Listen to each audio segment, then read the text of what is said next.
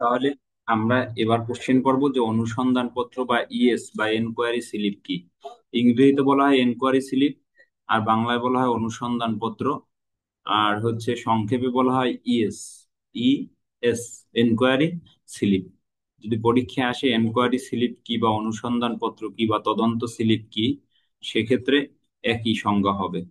তারপরে হচ্ছে যে কোন কোন ক্ষেত্রে অনুসন্ধান ইস্যু করা হয়, অনুসন্ধান পত্র কোন কোন ক্ষেত্রে ইস্যু করা হয়, অনুসন্ধান পত্র পাওয়া গেলে পুলিশের করণীয় কি, এই কয়টা জিনিস আমরা পড়বো। তাহলে বলছে পুলিশ কর্তৃক গ্রেপ্তারকৃত ব্যক্তির নাম ঠিকানা। অনেক সময় হয় না যে পুলিশ একজনকে সন্দিগ্ধবশত গ্রেপ্তার করে, তার বাড়ি অন্য এলাকায়। সেক্ষেত্রে এটাই বলছে যে পুলিশ কর্তৃক গ্রেপ্তারকৃত ব্যক্তির নাম ঠিকানা, স্বভাব চরিত্র যাচাই এবং আসামিকে গ্রেপ্তার করার জন্য থানার অফিসার ইনচার্জ অপরাধীর পূর্বের বসবাসরত থানার অফিসার ইনচার্জ বরাবর বিপি ফরম নং 76 এবং 77 মূলে যে রিপোর্ট প্রেরণ করে, অর্থাৎ বিপি ফর্ম নং 76 এবং 77-এ যে রিপোর্ট প্রেরণ করে, রিপোর্ট প্রেরণ করা হয় তাকে অনুসন্ধান স্লিপ বা ইএস বলা হয়। তাহলে কি কি বলছে? বলছে পুলিশ অফিসার গ্রেপ্তারকৃত ব্যক্তির নাম ঠিকানা, স্বভাব চরিত্র যাচাই এবং আসামিকে গ্রেপ্তার করার জন্য থানার অফিসার ইনচার্জ অপরাধীর পূর্বের বসবাসরত থানার অফিসার ইনচার্জ বরাবর বিপি ফর্ম নং 76 এবং 77 মূলে যে রিপোর্ট প্রেরণ করা হয় তাকে অনুসন্ধান রিপোর্ট বা অথবা ইএস বলা হয়, অথবা ইএস বা এনকোয়ারি স্লিপ বলা হয়। পিআরবি 389-তে বলা হয়েছে, সংজ্ঞা প্রদান করা হয়েছে পিআরবি 389 বিধিতে। পিআরবি 389 বিধি। এবার কোন কোন ক্ষেত্রে ইএস প্রদান করা হয়? ইএস প্রদান করা হয় চারটি ক্ষেত্রে, অর্থাৎ এনকোয়ারি স্লিপ, এনকোয়ারি স্লিপ বা অনুসন্ধান স্লিপ বা তদন্ত স্লিপ প্রদান করা হয় যা 389 বিধি মোতাবেক। এটা যে সকল ক্ষেত্রে ইস্যু করা হয় সেটা শুনেন। ইস্যু করা হয় আসামির নাম ঠিকানা যাচাই করার জন্য। এক নম্বরে বলছে আসামির নাম ঠিকানা যাচাই করার জন্য। দুই নম্বরে বলছে আসামির কে গ্রেপ্তার করার জন্য, আসামিকে গ্রেপ্তারের জন্য ইএস বা এনকোয়ারি স্লিপ বা অনুসন্ধান স্লিপ প্রদান করা হয়। আসামির স্বভাব চরিত্র যাচাই করার জন্য অনুসন্ধান স্লিপ বা তদন্ত স্লিপ প্রদান করা হয়। আর নিষিদ্ধ ঘোষিত সংগঠনের সাথে জড়িত বলে যদি সন্দেহভাজন ব্যক্তি, যদি এমন হয় যে ব্যক্তিকে গ্রেপ্তার করা হয়েছে ওই ব্যক্তি নিষিদ্ধ সংগঠনের সাথে জড়িত বলে সন্দেহভাজন ব্যক্তির নাম ঠিকানা স্বভাব চরিত্র যাচাইয়ের জন্য ইএস প্রদান করা হয়, অথবা হচ্ছে এনকোয়ারি স্লিপ বা তদন্ত স্লিপ অনুসন্ধান স্লিপ প্রদান করা। এটা পিআরবি 389, পিআরবি 389 বিধি। এবার অনুসন্ধান স্লিপ যদি পাওয়া হয়, অনুসন্ধান পত্র স্লিপ ইএস পাওয়ার পরে পুলিশের করণীয় কি? আপনি ইএস পাইলেন, ইএস এর পরে আপনার করণীয় কি সেটা সেটা শুনেন। করণীয়, প্রথম করণীয় হচ্ছে ওই যে ডিসপাস রেজিস্টারে রিসিভ রেজিস্টার যেটা আছে সেটার পার্ট 2-তে, সেটা পার্ট 3-তে, সেটা হচ্ছে পার্ট 3-তে লাল কালি দ্বারা লিপিবদ্ধ করতে হবে। যে পিআরবি 376-এ বলছিল যে ডিসপাস রেজিস্টার, আপনারা পড়ছিলেন যে পত্র গ্রহণ ও পত্র প্রেরণ রেজিস্টার, তাহলে ওটাই ওই 376-এ যে চারটা পার্ট আছে ওর তৃতীয় পার্টে তুলতে হবে যে পিআরবি 376 বিধি মোতাবেক থানায় রক্ষিত রিসিপ্ট রেজিস্টার পার্ট 3-তে লাল কালিতে লিপিবদ্ধ করতে হইবে। এটা বলা হয়েছে পিআরবি 376। এটা হলো আপনি পাওয়ার পরে কাজ। তারপরে 2 নম্বরে আরেকটা কাজ আছে আপনার, ফৌজদারি কার্যবিধির যে 154-55 ধারা মোতাবেক এবং হচ্ছে পিআরবির 377 বিধি মোতাবেক, পুলিশ আইনের হচ্ছে আপনার 44 ধারা মোতাবেক কি করতে হবে? জিডিতে লাল কালি দ্বারা লিপিবদ্ধ করতে হবে, সাধারণ ডায়েরিতে লাল কালি দ্বারা লিপিবদ্ধ করতে হবে। এটা বলা হয়েছে পিআরবি 377-এ।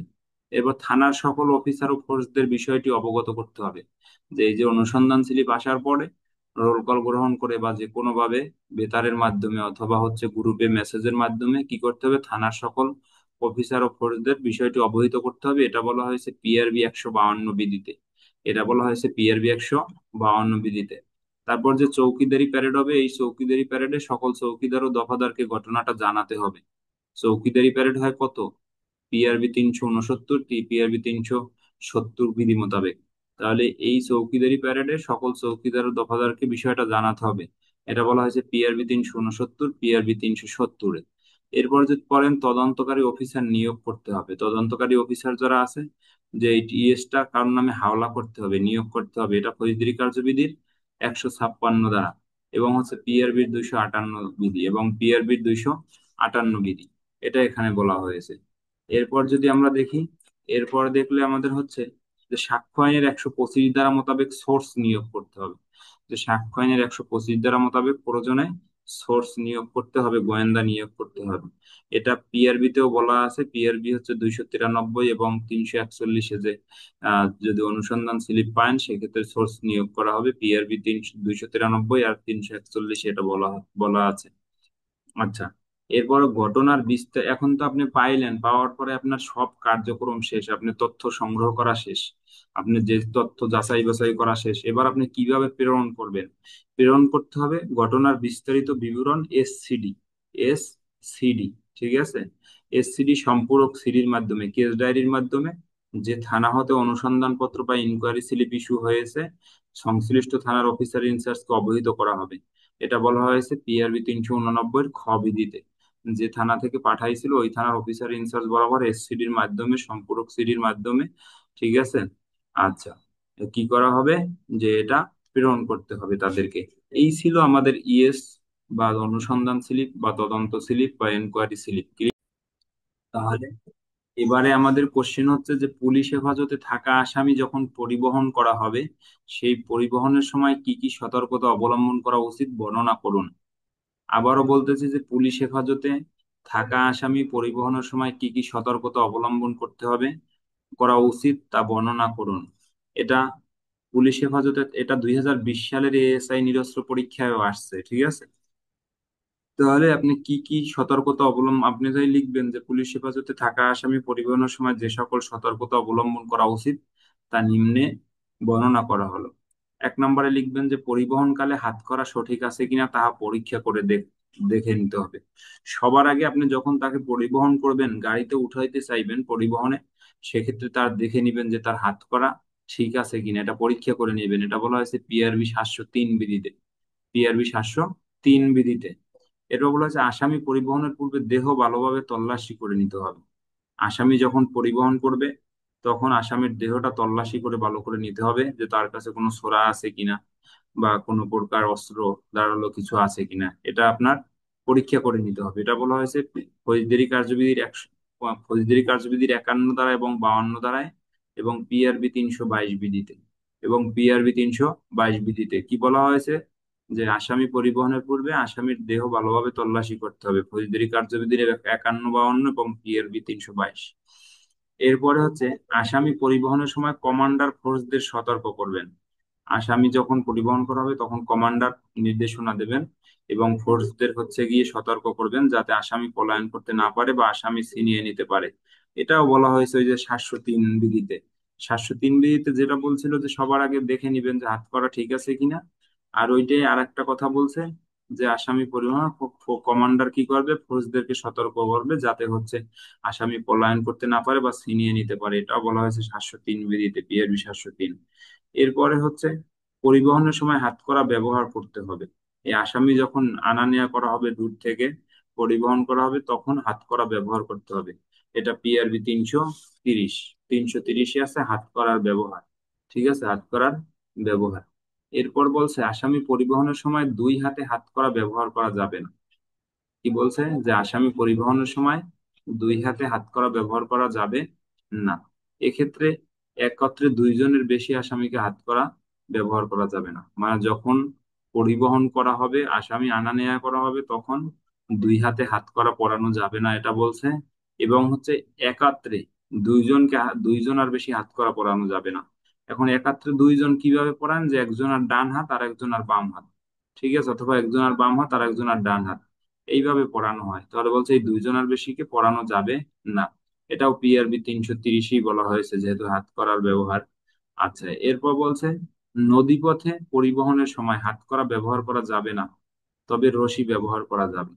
আপনারা যখন নদীপথে প্রবেশ করবেন, এই নদীপথে যখন আসামি আনা নেওয়া করবেন তখন হাত করা ব্যবহার করা যাবে না, কারণ হাত করা ব্যবহার করলে লাফ দিয়ে পড়লে ওই লোকটা সাঁতার কাটতে পারবে না, মারা যেতে পারে, ঝুঁকি থাকে।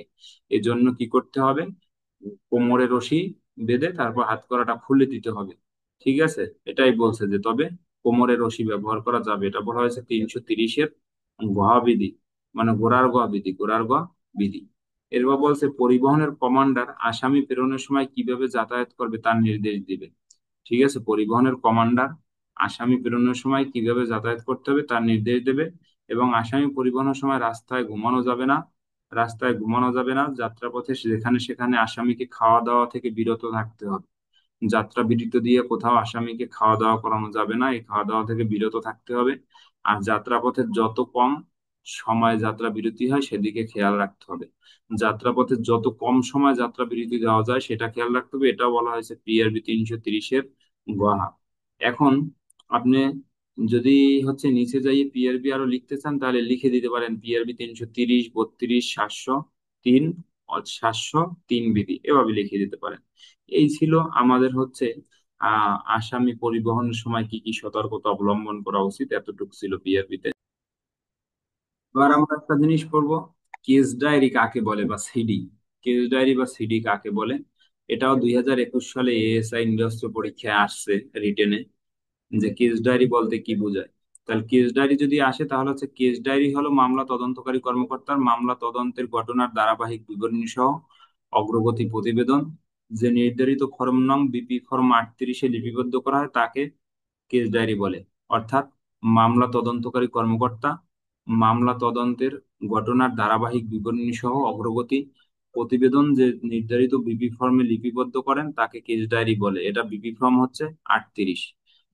কেস ডায়েরি লেখা হয় ফৌজদারি কার্যবিধি 172 ধারা মোতাবেক এবং হচ্ছে পিআরবি 263 মোতাবেক, বিআরবি এবং হচ্ছে পিআরবি 263 মোতাবেক। এখন এর সাথে আর একটা কোশ্চেন হচ্ছে যে কেস ডায়েরি না লিখে মামলার চূড়ান্ত রিপোর্ট দাখিল করা যাবে কিনা ব্যাখ্যা করুন। বলছে কি কেস ডায়েরি না লিখে মামলার চূড়ান্ত রিপোর্ট দাখিল করা যাবে কিনা। শুধু চূড়ান্ত রিপোর্ট না, এটা চার্জশিটও হইতে পারে, যে কেস ডায়েরি না লিখে এটা দাখিল করা যাবে কিনা সেটা বলছে ব্যাখ্যা করুন। আচ্ছা, যদি আমরা ব্যাখ্যা করি, ব্যাখ্যা করলে আমরা করবো ফৌজদারি কার্যবিধির যে 172 ধারা আছে, এই 72 ধারা অনুযায়ী প্রত্যেক মামলার তদন্ত সম্পর্কিত লিপিবদ্ধ করার জন্য তদন্তকারী অফিসারের পক্ষে কেস ডায়েরি রাখা আইনত বাধ্যতামূলক। অর্থাৎ ফৌজদারি কার্যবিধিতে আমার 172 ধারায় স্পেসিফিক করে বলে দিয়েছে যে তদন্তকারী কর্মকর্তা কেস ডায়েরি লেখা বাধ্যতামূলক করে দিছে। ঠিক আছে, প্রাপ্ত যে কোনো সূত্র ডায়েরিতে উল্লেখ করতে হবে। আমরা যে প্রাপ্ত যে সূত্র আছে সবগুলো ডায়েরিতে উল্লেখ করতে হবে। কেস ডায়েরি হবে তদন্তকারী অফিসার কর্তৃক কৃত সব কাজের তদন্তের ফলাফল হিসেবে প্রাপ্ত তথ্যের একটি দলিল। কেস ডায়েরি হবে কি, যে তদন্তকারী অফিসার কর্তৃক কৃত যত কাজ করছে, কৃত মানে কি, সম্পন্ন, যে সম্পন্ন কৃত সব কাজ এবং তদন্তের ফলাফল হিসেবে প্রাপ্ত তথ্যের একটি দলিল হবে, এবং প্রাপ্ত যে তথ্য আছে তার একটা দলিল। তদন্তে অগ্রসর হওয়া সাথে সাথে তদন্তে অগ্রসর হওয়ার সাথে সাথে কেস ডায়েরি লিখতে হয়।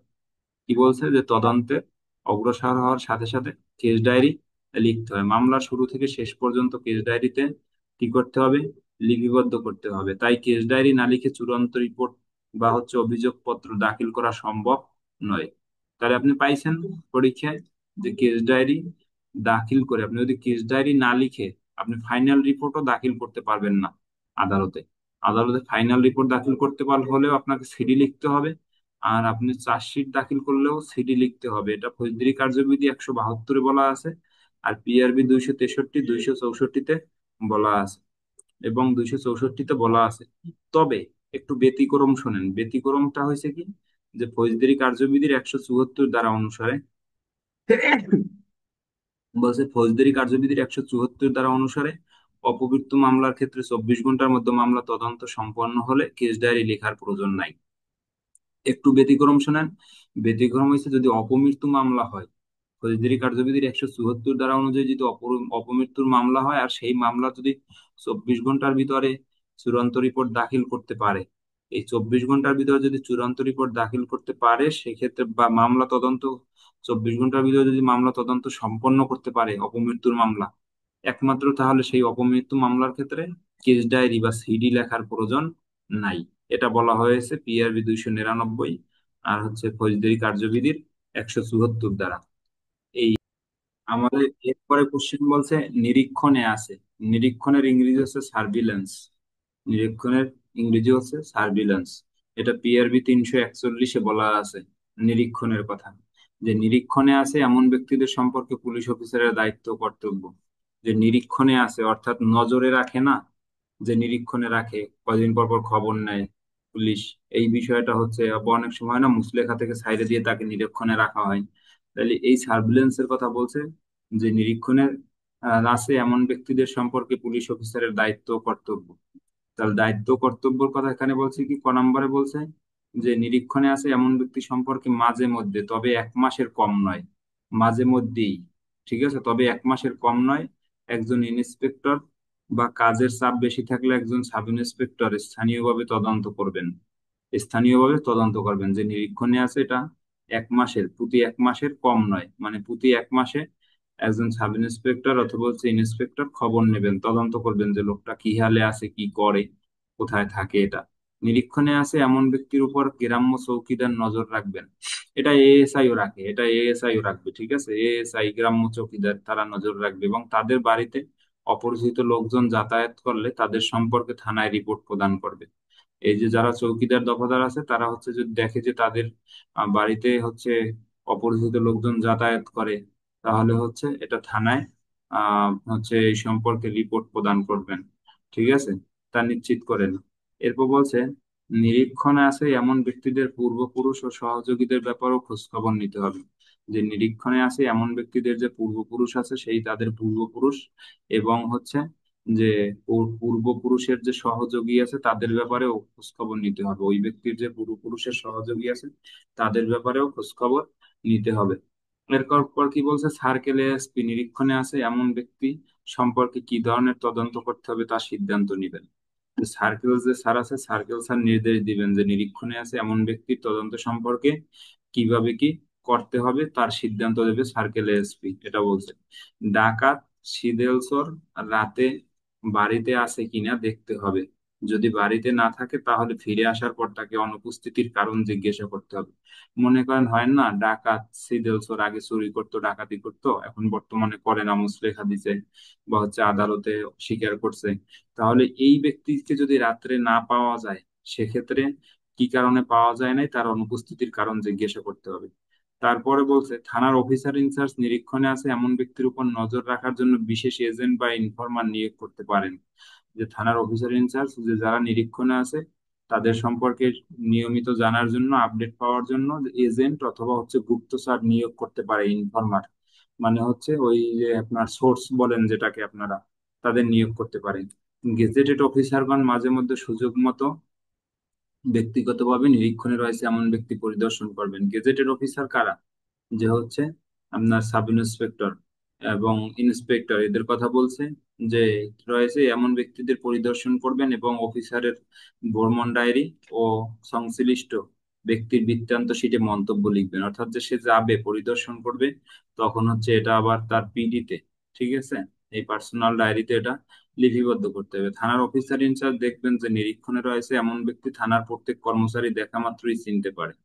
থানার অফিসার ইনচার্জ এটাও এনশিওর করবে যে নিরীক্ষণে আছে তাকে এমন ব্যক্তিদের, যে থানার প্রত্যেক কর্মচারী অর্থাৎ থানায় যে কনস্টেবল আছে, এএসআই আছে, এসআই আছে, প্রত্যেকেই দেখা মাত্র যেন চিনতে পারে, এই বিষয়টা এনশিওর করতে হবে। তাহলে এটা ছিল পিআরবি 341, যে নিরীক্ষণ সম্পর্কে বলা হয়েছিল পিআরবি 341, ঠিক আছে। আমরা হচ্ছে এবার একটু পড়বো যে জেল প্যারেড বলতে কি বোঝায়, জেল প্যারেড অনুষ্ঠানের পদ্ধতি আলোচনা করো, এতটুকু যদি যদি আমাদের রিটেনে আসে, তাহলে জেল প্যারেড সম্পর্কে বলা হয়েছে আমাদের 515 বিধিতে, পিআরবি 515 বিধিতে, যে নিজের এলাকায় এবং অন্যান্য এলাকার অপরাধীদেরকে, নিজের এলাকার অর্থাৎ নিজের থানা এলাকার এবং অন্যান্য থানা এলাকার যে অপরাধী আছে সেই অপরাধীদেরকে পুলিশ অফিসার সিনে রাখার জন্য জেল হেডকোয়ার্টারে, ঠিক আছে, আপনার সিনে রাখার জন্য, জেলা হেডকোয়ার্টার বলতে কাদেরকে বোঝাইছে, জেলা হেডকোয়ার্টার বলতে বোঝাইছে আপনার যে জেলা যে জেলখানা আছে সেই জেলখানার কথা বলছে, যে নিজের এলাকার এবং অন্যান্য এলাকার অপরাধীদেরকে পুলিশ অফিসার সিনে রাখার জন্য জেলা হেডকোয়ার্টার এবং মফস্বল থানার অফিসারদের সমন্বয়ে, পুলিশ অফিসারের সংখ্যা যেখানে 20 জনের বেশি হবে না, যে এই জেলা হেডকোয়ার্টার এবং পুলিশ থানার যে মফস্বল থানার অফিসারদের, মানে যে এলাকার থানার অফিসারদের সমন্বয়ে জেলা জেলা জেলা জেলখানায় প্যারেডে যে অনুষ্ঠিত হয় তাকে জেল প্যারেড বলে। জেলায় জেলখানায় যে প্যারেড অনুষ্ঠিত হয় তাকে জেল প্যারেড বলে।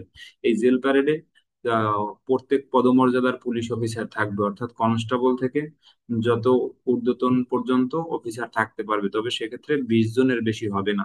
এই সংখ্যাটা 20 জন, জেল প্যারেডে 20 জনের বেশি হবে না। জেল প্যারেডে সাধারণত জেলখানায় অনুষ্ঠিত হয়। জেল প্যারেড সাধারণত, এবার দেখেন জেল প্যারেড অনুষ্ঠানের পদ্ধতি এবং জেল প্যারেড কোথায় কবে অনুষ্ঠিত হয়। ঠিক আছে, তাহলে জেল প্যারেডের সংজ্ঞা প্রদান করা হয়েছে 515 পদ্ধতিও বলা হয়েছে 515 বিধিতে, পিআরবি 515 বিধিতে। এবার আমরা যদি পড়ি জেল প্যারেড অনুষ্ঠানের পদ্ধতি, জেল প্যারেড কোথায় কবে অনুষ্ঠিত হবে। জেল প্যারেড হচ্ছে সাধারণত জেলখানায় অনুষ্ঠিত হয়, সাধারণত জেলখানায় অনুষ্ঠিত হয়, এবং প্রতি সপ্তাহের রবিবার দিন সকাল 7টা 30 মিনিটে, প্রতি সপ্তাহের রবিবার দিন সকাল 7টা 30 মিনিটে জেল প্যারেড এবং উপস্থিত থাকতে হয়। অর্থাৎ জেল প্যারেডের জন্য 7টা 30-এর ভিতর উপস্থিত থাকতে হয়, এবং হচ্ছে 8টার সময় জেল প্যারেড অনুষ্ঠিত হয়, এবং সকাল 8টার সময় জেল প্যারেড অনুষ্ঠিত হয়। অনেক জায়গায় টাইমিংটা নিয়ে ঝামেলা হয়, বইতে টাইমিং নিয়ে ঝামেলার কিছু নাই, সাধারণত 7:30 আর 8টা, এটাই হচ্ছে একজাক্ট বেশিরভাগ বইতে লেখা।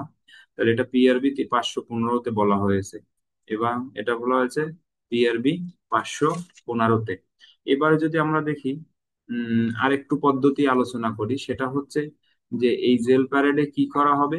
এই জেল প্যারেডে 20 জনের বেশি পুলিশ অফিসার থাকবে না, এবং প্রতি শুক্রবার সকালে জেল হেডকোয়ার্টার যে আছে, সেই পুলিশ অফিসারগণ, মফস্বল থানার অফিসারগণ ইউনিফর্ম পরে জেল প্যারেডে অংশগ্রহণ করবে। অর্থাৎ জেল প্যারেডে ইউনিফর্ম পরে অংশগ্রহণ করতে হবে। ঠিক আছে, একটু বলা আছে যে যাতে ওই অফিসারগণ কি করতে পারে, এই আসামিদের চিনে রাখতে পারে। এই ছিল আমাদের জেল প্যারেড সম্পর্কিত কোশ্চেন। এখান থেকে আর আমাদের জেল প্যারেডে আর তেমন কিছু নাই। আমরা একটু আগে এনিআর পড়াইছিলাম, নন এক্সিকিউশন রিপোর্ট। এবার কি কি বিষয় উল্লেখ করে এনিআর দাখিল করা যায় তার একটু বিষয় এখানে বলবো।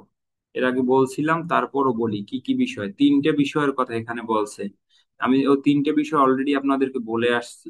1 নম্বরে ছিল যে যদি গ্রেপ্তারি করা পরোয়ানা কার্যকর করার জন্য নিযুক্ত পুলিশ অফিসার অভিযুক্ত ব্যক্তিকে খুঁজে না পায়, যে হচ্ছে যদি আমরা যে ব্যক্তিকে গ্রেপ্তার করব তাকে যদি পুলিশ অফিসার খুঁজে না পায়, বারবার ব্যর্থ হয়, বা বিশ্বাস করে যে আসামি পলাতক রয়েছে বা নিজেকে লুকিয়ে রাখছে, দীর্ঘদিন ধরে গ্রামে আসে না, আত্মগোপনে রয়েছে, যে ক্ষেত্রে ওয়ারেন্ট কার্যকরী করা সম্ভব নয়, সেক্ষেত্রে এনিআর রিপোর্ট দাখিল করা যায়। এটা বলছে এক। 2 নম্বর বলছে আসামি পলাতক থাকলে স্থাবর অস্থাবর সম্পত্তির একটি তালিকা প্রস্তুত করে তালিকা সহ ওয়ারেন্ট রিপোর্টটি বিবি ফর্ম 55-তে ম্যাজিস্ট্রেটের নিকট দাখিল করা হয়। যেটা বলছিলাম যে যদি না পাওয়া যায়, পলাতক থাকে, সেক্ষেত্রে তার স্থাবর অস্থাবর সম্পত্তির একটি তালিকা প্রস্তুত করে তালিকা সহ ওয়ারেন্ট রিপোর্ট বিবি ফর্ম নং 55-তে ম্যাজিস্ট্রেটের নিকট দাখিল করতে হয়, তখন এনিআর দাখিল করা হয়ে যায়। এই গেল 2। আর 3-এ বলছে আসামি বিদেশে অবস্থান করলে এনিআর দাখিল করা যায়। 3-এ বলছে আসামি বিদেশে অবস্থান করলে এনিআর দাখিল করা যায় ফৌজদারি কার্যবিধির 75-এর 2 উপধারা এবং পিআরবি 323 দ্বারা। ক্লিয়ার? আশা করি আমাদের শেষ।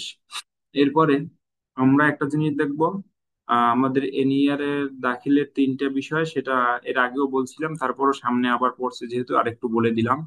এবার যদি আমরা একটা দেখি যে টিআই প্যারেড, টিআই টিআই মানে হচ্ছে test identification parade. Test identification parade মানে হচ্ছে শনাক্তকরণ মহড়া। শনাক্তকরণ মহড়া, পরীক্ষায় যদি আসে শনাক্তকরণ মহড়া কাকে বলে বা টিআই প্যারেড কাকে বলে, তাহলে অপরাধ সংগঠনের দায়ে জেল হাজতে আটক সন্দেহজনক আসামিদের মধ্যে থেকে প্রকৃত আসামিদেরকে খুঁজে বের করার জন্য জেলখানার ভিতরে নির্দিষ্ট দিন তারিখে বাদী ও সাক্ষীর এবং ম্যাজিস্ট্রেটের উপস্থিতিতে যে প্যারেড অনুষ্ঠিত হয় তাকে শনাক্তকরণ মহড়া বা টিআই প্যারেড বলে। অর্থাৎ অনেক আসামি যে ধরা হয় বিভিন্ন থানা থেকে, সন্দিগ্ধের বশিত যে অনেক আসামি ধরা হয়, তখন বাদী যখন মামলা করে, তখন এই বাদী এবং সাক্ষীরা যখন মামলা করে তাদেরকে হাজির করে, যারা গ্রেপ্তারকৃত আসামি আছে, সন্দিগ্ধের বশিত গ্রেপ্তার, তাদেরকে হচ্ছে একটা পোশাক পরায়। একই কালার পোশাক পরায় অনেকজনকে।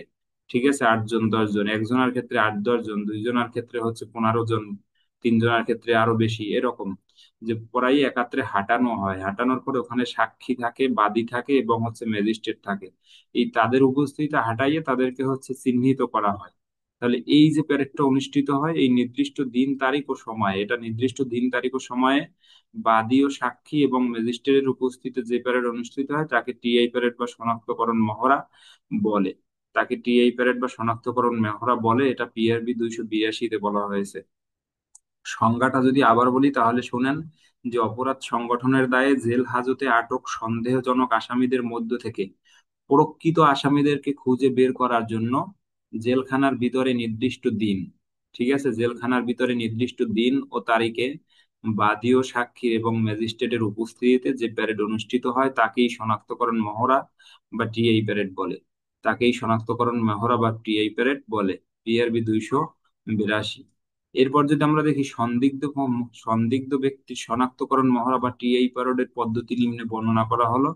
তার এই পদ্ধতি কি? পদ্ধতি হয়েছে যে কোনো অপরাধের দায়ে জেল হাজতে যে আটক সন্দেহভাজন আসামিদের মধ্যে থেকে ম্যাজিস্ট্রেটের উপস্থিতিতে জেলখানার ভিতরে একটি নির্দিষ্ট তারিখে, সময়ে এবং দিনে সাক্ষী বাদী কর্তৃক প্রকৃত আসামিদের শনাক্তকরণের জন্য টিআই প্যারেড অনুষ্ঠিত হয়ে থাকে। একজন আসামির সাথে একই পোশাকে কমপক্ষে আরো 8-10 জন আসামিকে, মানে একজন আসামির সাথে একই পোশাক পরিহিত, যেটা বলছিলাম যে একই পোশাক পরিহিত আরো 8-10 জন, ঠিক আছে, কি করবে, 8-10 জন সেখানে উপস্থিত করে হাঁটাবেন। এবং সেখানে যদি বাদী এবং সাক্ষী আপনার সন্দেহজনক ব্যক্তিকে শনাক্ত করতে পারে, সেক্ষেত্রে তাকে ওখান থেকে আলাদা করা হবে। এই ছিল আমাদের টিআই প্যারেড। এই টিআই প্যারেডের সম্পর্কে আমাদের বেশি কিছু নাই। আমরা এবার একটা মোস্ট ইম্পর্টেন্ট কোশ্চেন পড়বো, যেটা হচ্ছে মফস্বল ডায়েরি কি। মফস্বল ডায়েরির কথা আপনারা অনেক শুনছেন, যে মফস্বল ডায়েরি কাকে বলে, কোন পদের অফিসার মফস্বল ডায়েরি লিখবেন, এতে কি কি বিষয় লিখবেন মনে রাখেন। 1 নাম্বার হচ্ছে মফস্বল ডায়েরি কি বা কাকে বলে, 2 নাম্বার হচ্ছে কোন পদের অফিসার মফস্বল ডায়েরি লিখবেন, আর 3 নাম্বারে হচ্ছে এতে কি কি বিষয় উল্লেখ থাকে। ঠিক আছে, তাহলে মফস্বল ডায়েরি হচ্ছে এএসআই এর উপর সকল অফিসারগণ, মানে এএসআই এর এএসআই এর উপর, উপরের মানে এসআই থেকে, এএসআই এর উপর মানে হচ্ছে এসআই থেকে, এসআই টু আপওয়ার্ড। তো এটা বলছে যে এএসআই এর উপরের সকল পুলিশ অফিসারগণ তদন্ত বা কোনো কার্যে থানার মফস্বলে দায়িত্ব পালন করে বিপি ফর্ম নং 18 অনুযায়ী যে ডায়েরি লিখেন তাকে সার্কেল এসপির নিকট দাখিল করেন, তাকে মফস্বল ডায়েরি বলে। ওই যে আপনার পার্সোনাল ডায়েরি যেটা বলেন আপনারা, পিডি বিল পার্সোনাল ডায়েরি, ওইটাও মফস্বল ডায়েরি হিসেবে গণ্য হয়। বলছে কি এএসআই এর উপরে সকল পুলিশ অফিসারগণ তদন্ত বা অন্য কোনো কার্যে থানার মফস্বলে, থানার যে এলাকা থাকে সেই থানা এলাকায় যে মফস্বলে দায়িত্ব পালন করে, বিধি ফর্ম নং 18 অনুযায়ী যে ডায়েরি লিখে এএসপির নিকট, সার্কেল এএসপির নিকট দাখিল করা হয় তাকে মফস্বল ডায়েরি বলে। এটা পিআরবি 209। এটা পিআরবি 209 বিধিতে বলা হয়েছে মফস্বল ডায়েরি কোন পদের অফিসার লিখবে। মফস্বল ডায়েরি সাধারণত এএসআই এর ঊর্ধ্বতন পদের পুলিশ অফিসার লিখবেন। এএসআই এর ঊর্ধ্বতন পদের পুলিশ অফিসার লিখবেন, এটাও পিআরবি 209 বিধি। মফস্বল ডায়েরিতে কি কি বিষয় উল্লেখ থাকে, এবার শুনেন মফস্বল ডায়েরিতে কি কি বিষয় উল্লেখ থাকে। মফস্বল ডায়েরিতে সাধারণত মামলার জন্য কি পরিমাণ সময় ব্যয় হয়েছে তা উল্লেখ থাকে। মামলার জন্য কি পরিমাণ সময় আপনার ব্যয় হয়েছে, অর্থাৎ মফস্বলে গেছেন কি কি কাজ করছেন, কি পরিমাণ সময় ব্যয় হয়েছে, সেটা আপনার উল্লেখ থাকে। এটা পিআরবি 197 এবং পিআরবি 209 বিধি। পিআরবি 197 এবং পিআরবি 209 বিধি। এটা গেল। এরপরে আমরা আর একটা কোশ্চেন পড়বো। কোশ্চেনটার নাম হচ্ছে মুক্তিপ্রাপ্ত নোটিশ বলতে কি বোঝায়। মুক্তিপ্রাপ্ত নোটিশ থানায় আসার পর পুলিশের করণীয় কি, আলোচনা করুন। দেখেন খুব গুরুত্বপূর্ণ বিষয় এটা। 2022 সালের এএসআই নিরস্ত্র পরীক্ষায় আসছে। আর এর আগে যে কোশ্চেনটা পড়ছিলাম মফস্বল ডায়েরি, সেটাও 2022 সালের এএসআই নিরস্ত্র পরীক্ষায়, লিখিত পরীক্ষায় আসছে। দুইটা কোশ্চেনই মোস্ট ইম্পর্টেন্ট। যে মুক্তিপ্রাপ্ত নোটিশ বলতে কি বোঝায়, মুক্তিপ্রাপ্ত নোটিশ থানায় আসার পর পুলিশের করণীয় কি আলোচনা করো। আচ্ছা, এটা পিআরবি 517 বিধি মোতাবেক জেল প্যারেড প্রস্তুতের জন্য মনোনীত পুলিশ অফিসার প্রত্যেক মাসের প্রথম শনিবার এবং তৃতীয় শনিবার যে সমস্ত পিআর, পিআর মানে হচ্ছে কি, পুলিশ রেজিস্টার্ড মানে পুলিশ নিবন্ধনকৃত, পিআর মানে প্রত্যেক মাসের প্রথম এবং তৃতীয় শনিবার যে বন্দীকে আগামী 15 দিনের মধ্যে মুক্তি দেওয়া হয়। বন্দীকে কি করা হয়, প্রথম এবং তৃতীয়, মানে প্রথম শনিবার যদি করে তাহলে আবার 15 দিন পর তাহলে তৃতীয় শনিবার আবার করবে, মানে মাসে 2বার।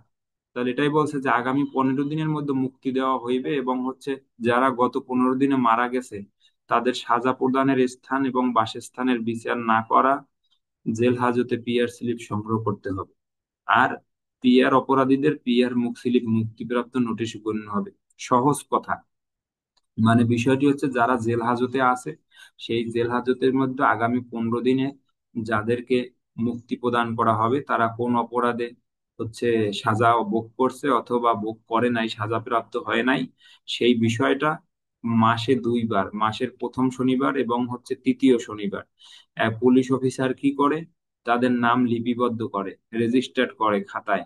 এই কথাটা বলা হয়েছে। অথবা যারা বিগত 15 দিনে যারা মারা গেছে সাজাপ্রাপ্ত আসামি, এই তাদের হচ্ছে নাম ঠিকানা যে সংগ্রহ করে, যে স্লিপ জেলখানা হতে যে স্লিপ সংগ্রহ করে সেটা পিআর স্লিপ বলে গণ্য হয়। আর পিআর অপরাধীদের জন্য পিআর স্লিপ মুক্তিপ্রাপ্ত নোটিশ হিসেবে গণ্য। আর পিআর অপরাধীদের জন্য যে পিআর স্লিপটা আছে সেটা তাদের মুক্তিপ্রাপ্ত নোটিশ হিসেবে গণ্য হয়। এটা পিআরবি 501-এ বলা হয়েছে এবং 517-তে বলা হয়েছে। পিআরবি 501 এবং 517-তে বলা হয়েছে। আর এবার আমরা দেখব যে মুক্তিপ্রাপ্ত নোটিশ থানায় আসার পর পুলিশের করণীয়। যে মুক্তিপ্রাপ্ত যে নোটিশ আছে সেটা যখন আমাদের থানায় আসে তখন আমাদের কি করণীয়? আমাদের করণীয় তেমন কিছু না। আমরা জানি যে আমাদের যা কিছুই হোক আমরা জিডিতে এন্ট্রি দেই। তাহলে সর্বপ্রথম সেই বিষয়টি কাজ করব, যে বিষয়টি জেনারেল ডায়েরিতে আমরা লিপিবদ্ধ করব। তাহলে পুলিশ আইন 44 দ্বারা পিআরবি 377 লাগাই দিব, ফৌজদারি কার্যবিধি 154-55 লাগাই দিব। আর রিসিভ রেজিস্টার 376, রিসিভ রেজিস্টারে আমরা পিআর পাইলে তো অবশ্যই, স্লিপ পাইলে সেটা তো রিসিভ রেজিস্টারে তুলবো। তাহলে এই দুইটা বিষয় গেল, এই দুইটা বিষয়। আর একটা বিষয় বলছে পিআর স্লিপ পাওয়ার পর থানার পুলিশ অফিসারের অংশ 2 এবং 4 প্রয়োজনীয় বিষয় লিপিবদ্ধ করবেন। থানার পুলিশ অফিসার যে ডিসপাসের এবং হচ্ছে যে স্লিপের একটা রেজিস্টার আছে, সেই রেজিস্টারের 2 এবং 4 বিষয় লিপিবদ্ধ করবেন এবং নিশ্চিত হবেন যে মুক্ত অপরাধী তার গ্রামে ফিরে গিয়ে বসবাস করে কিনা, এবং এটা নিশ্চিত হইতে হইবে, খবর নিতে হইবে যে যে মুক্তিপ্রাপ্ত অপরাধী তার গ্রামে গিয়ে বসবাস করে কিনা সে বিষয়ে নিশ্চিত হতে হবে। অথবা সে অন্য কোথাও গেছে কিনা, নিজ বাড়িতে গেছে কিনা, এইসব বিষয় উপলব্ধ পুলিশ সুপার অফিসে তাকে ছেড়ে দেওয়ার তারিখ ও রেজিস্টার অন্তর্ভুক্তির উল্লেখ পেশ করতে হবে। তা যদি সে যে বাড়িতে গেছে তার এই খোঁজ খবর নিয়ে তার সবকিছু বিস্তারিত করে পুলিশ সুপারের কাছে অফিসে তাকে ছেড়ে দেওয়ার তারিখ, রেজিস্টারে অন্তর্ভুক্তির কারণে উল্লেখ সহ রিপোর্ট পেশ করতে হবে। অর্থাৎ রিপোর্টটা পুলিশ সুপারের কার্যালয়ে এটা প্রেরণ করতে হবে।